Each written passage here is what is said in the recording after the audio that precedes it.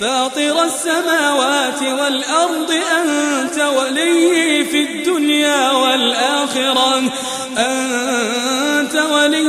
الدنيا والآخرة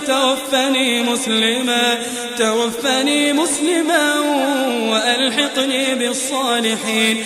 ذلك من أنباء الغيب نوحيه إليك وما كنت لديهم إذ أجمعوا أمرهم وهم يمكرون.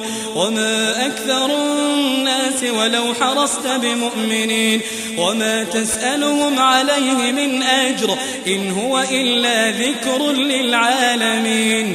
وكأي من آية في السماوات والأرض يمرون عليها وهم عنها معرضون. وما يؤمن أكثرهم بالله إلا